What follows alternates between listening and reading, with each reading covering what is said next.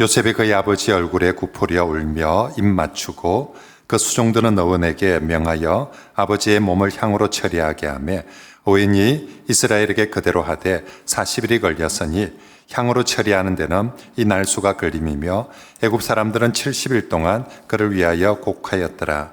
곡하는 기한이 지남에 요셉이 바로의 궁에 말하여 이르되 내가 너에게 은혜를 입었으면 원하건대 바로의 귀에 아뢰기를 우리 아버지가 나로 맹세하게 하여 이르되 내가 죽거든 가나안 땅에 내가 파놓은 묘실에 나를 장사하라 하였나니 나로 올라가서 아버지를 장사하게 하소서. 내가 다시 오리다 하였더니 바로가 이르되 그가 내게 시킨 맹세대로 올라가서 내 아버지를 장사하라. 요셉이 자기 아버지를 장사하러 올라가니 바로의 모든 신하와 바로궁의 원로들과 애굽 땅의 모든 원로와 요셉의 온 집과 그의 형제들과 그의 아버지의 집이 그와 함께 올라갔고 그들의 어린 아이들과 양떼와 소떼만 고센 땅에 남겼으며 병거와 기병이 요셉을 따라 올라가니 그때가 심히 컸더라. 그들이 요단강 건너편 아닷타장 마당에 이르러 거기서 크게 울고 애통하며 요셉이 아버지를 위하여 7일 동안 애곡하였더니 그 땅 금인 가나안 백성들이 아담 마당의 애통을 보고 이르되 이는 애굽 사람의 큰 애통이라 하였으므로 그 땅 이름을 아벨 미스라임이라 하였으니 곧 요단강 건너편이더라. 야곱의 아들들이 아버지가 그들에게 명령한 대로 그들을 위해 따라 행하여 그를 가나안 땅으로 메어다가 마므레 앞 막벨라 밭 굴에 장사하였으니 이는 아브라함의 헷 족속 에브론에게 밭과 함께 사서 매장지를 삼은 곳이더라. 요셉이 아버지를 장사한 후에 자기 형제와 호상꾼과 함께 애굽으로 돌아왔더라. 22절입니다. 요셉이 그의 아버지의 가족과 함께 애굽에 거주하며 110세를 살며 에브라임의 자손 3대를 보았으며 므낫세의 아들 마길의 아들들도 요셉의 설아에서 양육되었더라. 요셉이 그의 형제들에게 이르되 나는 죽을 것이나 하나님이 당신들을 돌보시고 당신들을 이 땅에서 인도하여 내사 아브라함과 이삭과 야곱에게 맹세하신 땅에 이르게 하시리라 하고 요셉이 또 이스라엘 자손에게 맹세시켜 이르기를 하나님이 반드시 당신들을 돌보시리니 당신들은 여기서 내 해골을 메고 올라가겠다 하라 하였더라. 요셉이 110세의 죽음에 그들이 그의 몸에 향제노를 넣고 애굽에서 입관하였더라. 아멘. 드디어 창세기 50장 마지막 설교입니다.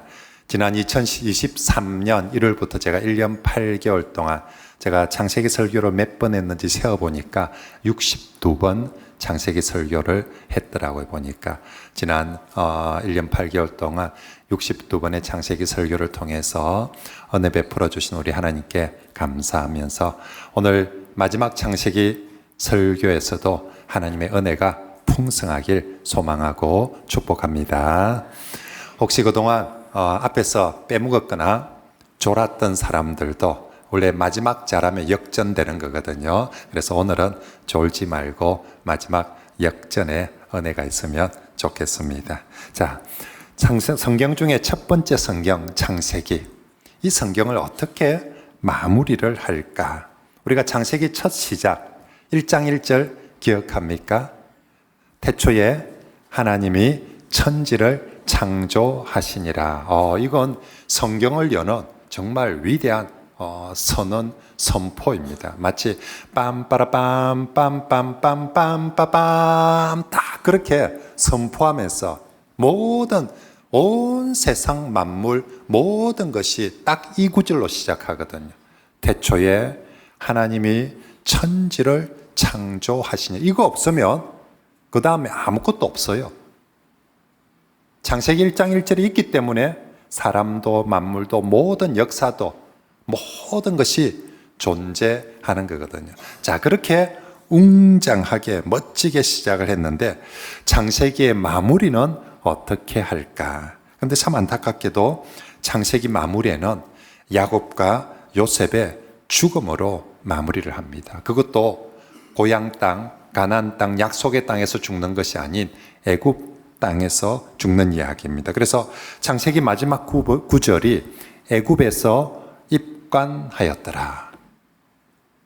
창세기 1장 1절과 너무 대조가 됩니다. 태초에 천지를 창조하시니라 이렇게 했는데 마지막 글자들은 애굽에서 입관하였더라. 창세기 1장에서 정말 그렇게 멋지게 생명 창조, 정말 천지 창조로 시작했는데 이렇게 그냥 죽음으로 끝나버린다는 게 사실 저도 마지막 설교할 때 마지막 본문이 더 멋지게 돼 있으면 훨씬 더 설교하기가 좋고 그럴 텐데 이게 진짜 내보고 성경을 써라 했으면 내가 더 멋지게 썼긴 듯 싶기도 하고 이렇게 아쉽기도 하고 당황스럽기도 합니다. 하지만 창세기는 죄인된 인간이 결국은 생명에서 죽음으로 갈 수밖에 없음을 분명하게 보여주고 있는 거죠. 처음 창세기를 시작하면서 죄인들에게 네가 정령 죽으리라 라고 했는데 마치 안 죽는 것처럼 살았거든요. 그렇지만 결국은 끝이 나면서 모두 다 결국은 죽게 된다라는 것을 분명히 보여줍니다. 자, 그런데 오늘 본문은 형식적으로는 마무리를 분명히 죽음으로 마무리를 하는데 실제로 그 안에 이 죽음의 내용을 살펴보면 창세기의 마지막 장은 그냥 장례식 죽음으로 끝나는 것이 아니라 정말 믿음과 소망과 사랑으로 충만하게 그런 이야기로 끝을 맺고 있습니다.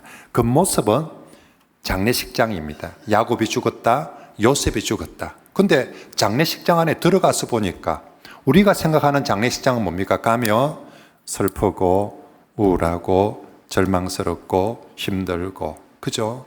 그런 모습이었는데 야곱이 죽었다, 요셉이 죽었다고 그 장례식장 안에 딱 들어가서 보니까 그 안에 하나님에 대한 믿음이 가득하고 정말 약속의 땅에 대한, 천국에 대한 소망이 가득하고 그 안에 형제에 대한 사랑이 가득한 모습으로 그렇게 끝나더라는 것입니다. 그래서 창세기는 천지 창조로 시작해서 믿음, 소망, 사랑으로 마무리되어지고요. 그리고 창세기는 완결편이 아니거든요. 그 다음 출애굽기로 이어져 가거든요. 그래서 믿음, 소망, 사랑의 바톤을 출애굽기로 그렇게 또 넘겨주는 그런 말씀입니다. 자, 그러면 오늘 10장 마지막 장에 나타나는 이 죽음, 그 모습은 죽음인데 그 속에 믿음, 죽음을 통해서 나타나는 믿음을 먼저 살펴봅시다. 창세기 50장의 야곱과 요셉의 죽음 분명히 힘들지만 어느 누구도 이 죽음 때문에 고통스러워하거나 좌절하거나 절망하는 이야기가 없습니다. 오히려 이 죽음을 통해서 하나님의 약속을 더욱 굳건하게 믿는 믿음의 이야기들이 나오고요.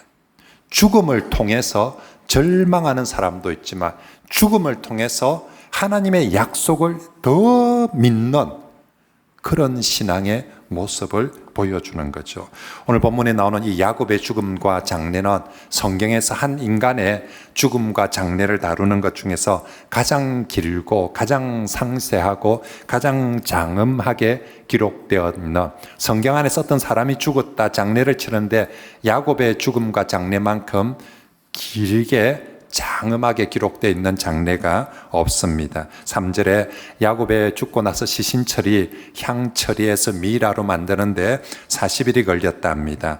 애굽 사람들이 70일 동안 애곡을 했다라고 합니다. 참고로 성경에서 가장 오래 애곡한 죽음은 모세와 아론이 죽었을 때 30일을 애곡했는데 야곱은 70일을, 당시 고대인들, 유대인들 죽으면 7일 동안 애곡을 하는데 야곱은 10배나 더해서 70일 동안, 와, 정말 이 장례가 어마어마하구나. 그리고 장례의 형렬도 어마어마합니다. 온 애굽의 신하와 원로들이 다 함께 그 먼 길을 장례 행렬을 이렇게 장례와 함께 가고 있습니다. 그리고 행렬의 크기뿐만 아니라 여정이 정말 놀랍습니다. 10절 말씀해 보면 요단강 건너편 아닷타장 마당에 들어가서 거기서를 거쳐서 막벨라 굴에 들어간다. 이게 무슨 말이냐면 애굽에서 지금 막벨라 굴에 가는 게 목표입니다. 우리 장례 치를 때 마지막 발이 내가지고 화장하든지 매장할 때 어떻게 합니까? 가장 가까운 길 택합니다. 빨리 하고 와야 되니까 가장 가까운 고속도로. 그 당시에 애굽에서 막벨라 굴까지 고속도로 타고 가면 3일만 하면 갈 수 있었어요. 근데 고속도로 3일로 갈 수 있는 그 길을 버리고 뺑 돌아서 저 요단강까지 가서 심지어 요단강 동편까지 돌아서 막벨라 굴이 있는 곳으로 들어가더라라고 그렇게 기록하고 있는 거죠. 그 많은 사람이 야곱의 상녀를 치고 그 먼 길을 돌아서 왜 그쪽으로 들어갈까? 이건 있죠. 딱 이 코스가, 이 장례 코스가 훗날 이스라엘 백성들이 출애굽을 했을 때 요단강 건너편을 통해서 가나안 땅으로 들어가는 그 코스 여정과 똑같은 코스로 가고 있다는 것입니다. 무슨 말입니까? 야곱이 죽었어도 하나님의 약속대로 성취되어짐을, 야곱의 믿음대로 모든 것이 이루어짐을 단적으로 보여주고 있는 거죠.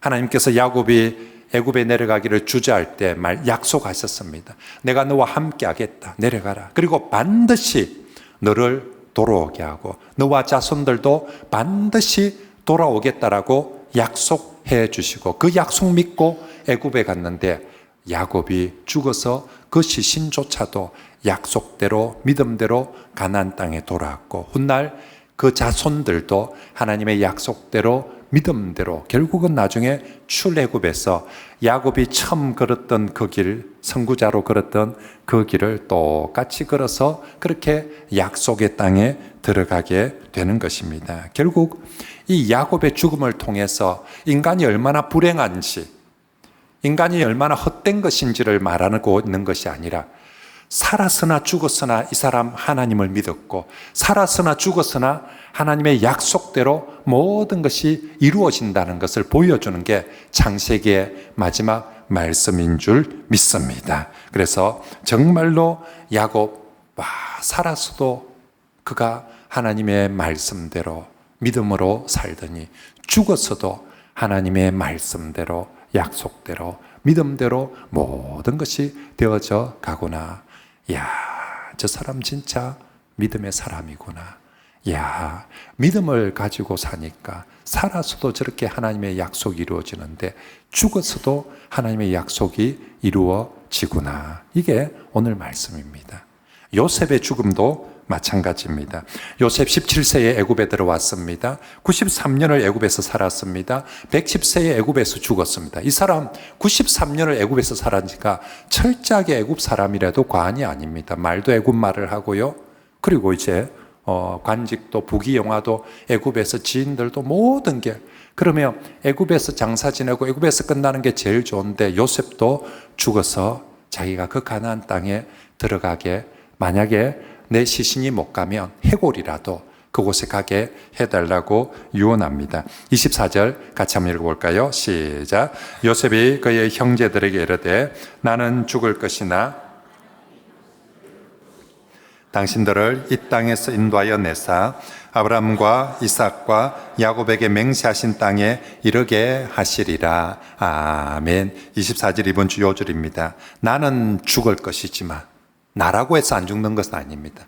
나는 죽어서 끝이 나지만 무엇은 끝나지 않는다? 하나님이 여러분을 돌보시는 것은 끝나지 않을 것이고 하나님께서 여러분을 인도하시면 끝나지 않을 것이고 하나님께서 반드시 약속의 땅으로 그렇게 구원하고 이끌어 가실 것입니다. 나는 여기서 끝나지만 하나님은 여전히 여러분들을 돌보시고 구원하실 것입니다. 이걸 유언으로 남기면서 그러기에 나는 장차 하나님께서 여러분들을 저 가나안 땅으로 인도할 것을 믿기에 그때 반드시 내 해골을 메어다가 그곳에 장사 지내 주십시오 라고 마지막 유언을, 부탁을 믿음으로 남기고 있는 것이죠. 그리고 실제로 나중에 출애굽할 때 모세가 요셉의 해골을 가지고 가서 요셉의 원래 출발했던 세겜 땅에 가서 그곳에서 묻어주게 됩니다. 그렇습니다.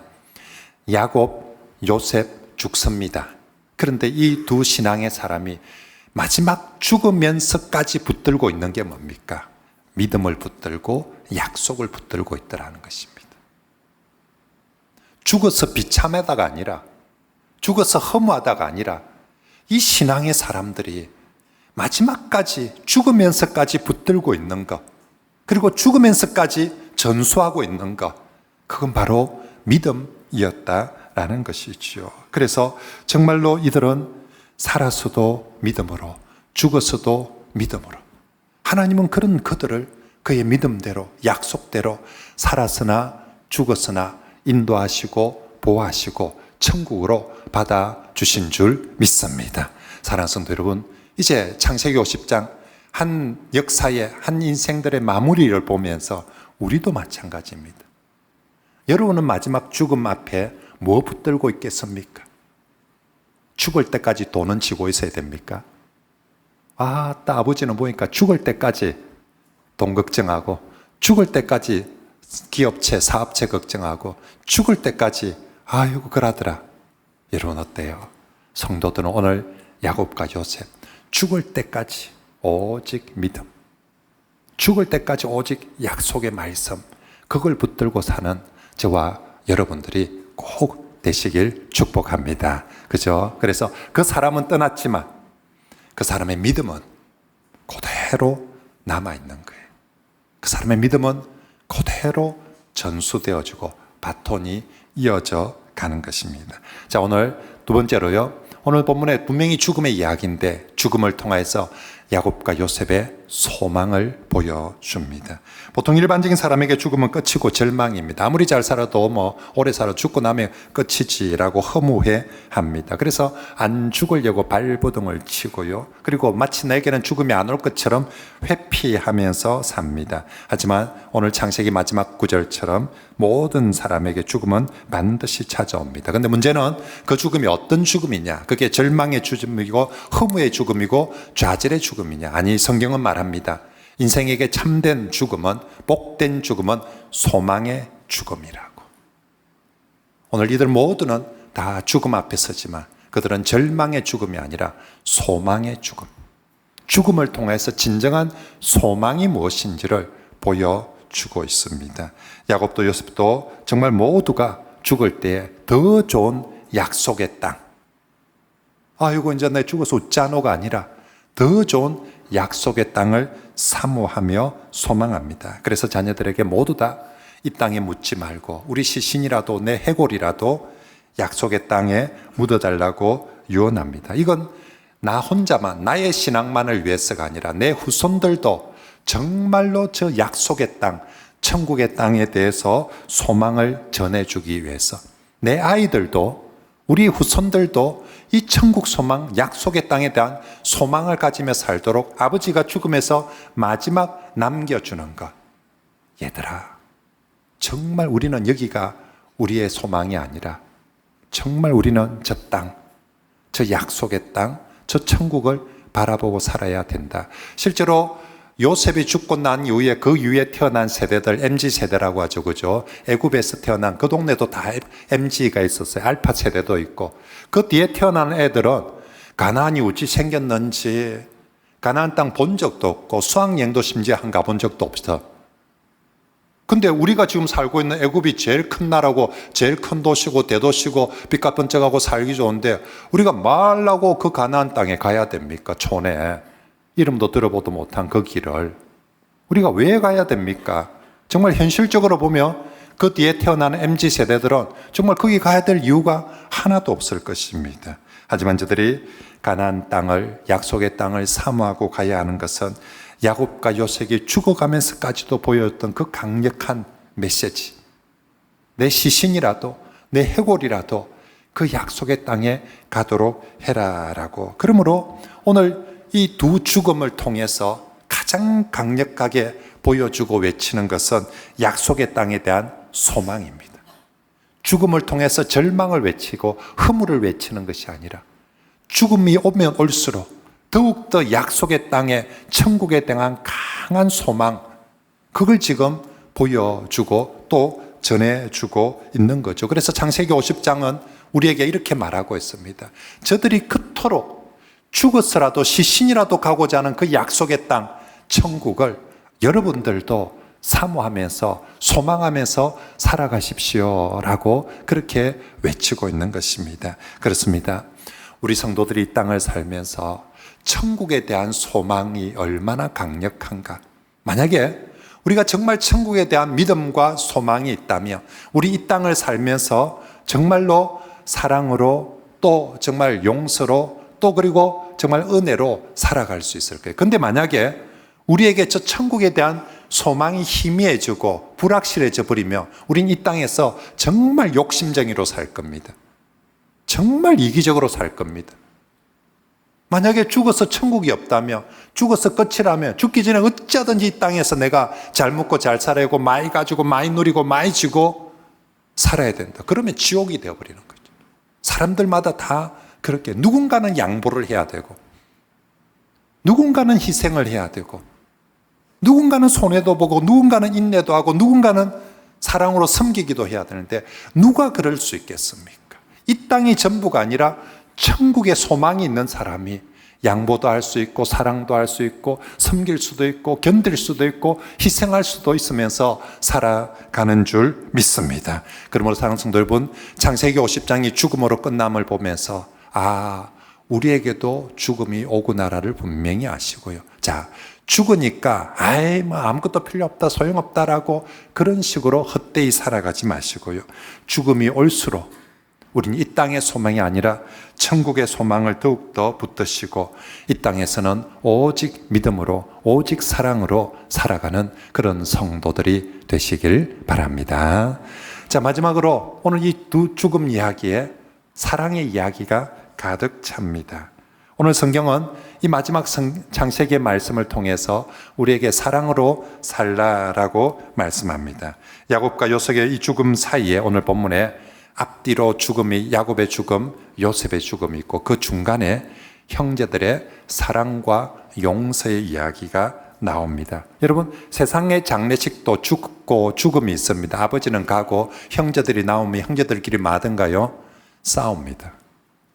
돈 때문에 싸우고 유산 때문에 싸우고 심지어는 진짜 제일 꼴상 진짜 사나운 건 조의금 가지고 싸우고 네가 더 받았니 내가 더 받았니 하면서 네가 더 가져가야 되니 내가 더 가져가야 되니 하면서 정말 세상의 장례식은 아버지 죽고 나면 남아있는 것 이래저래 형제들 간의 불화와 다툼인데요. 오늘 본문에 여기 두 죽음이 있습니다.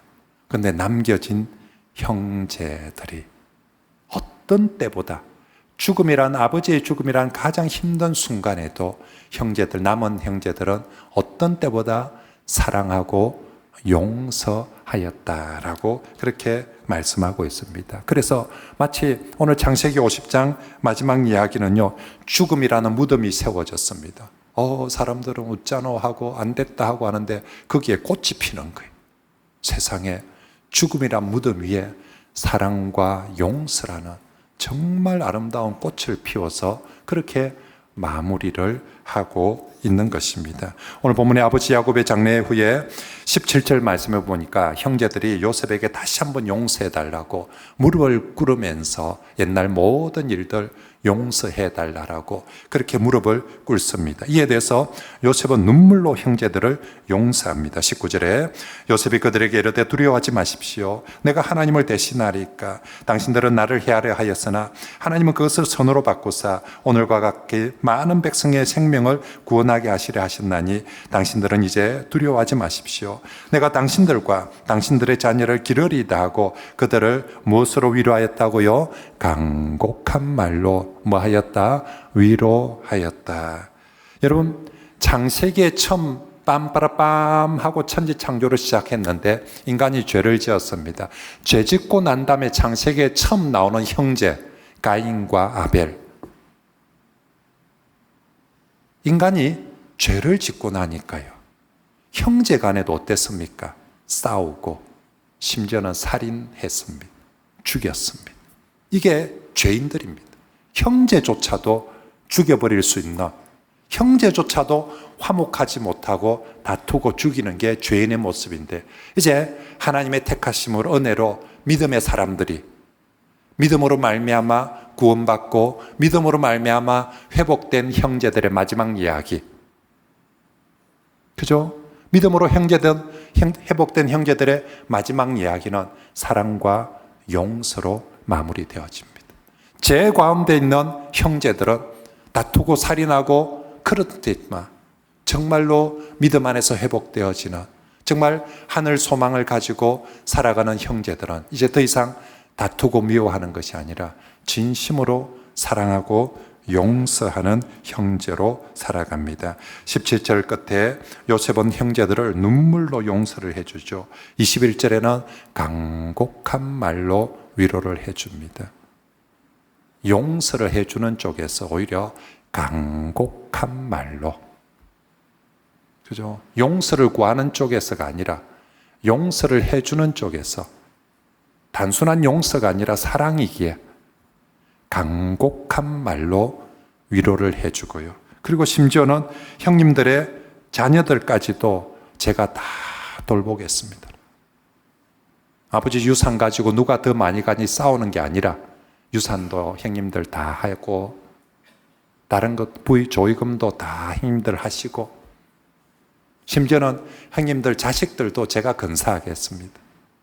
제가 다 돌보고, 간곡한 말로 위로해 줄 뿐만 아니라 물질적으로도 내가 도울 수 있는, 사랑하고 베풀 수 있는 것 있으면 얼마든지 그렇게 나누고 베푸겠습니다. 이것이 창세기의 마지막까지 보여주는 형제들의 사랑, 남은 사람들이 어떻게 살 것인가. 제가 장례식 가도 이 설교들 많이 합니다. 돌아가신 부모님 앞에서 자식들, 형제들이, 남은 사람들이 어떻게 살 것인가. 사랑하고 용서하고 위로하면서 사는 것이 돌아가신 부모님께 제일 크게 효도하는 것 중에 하나입니다.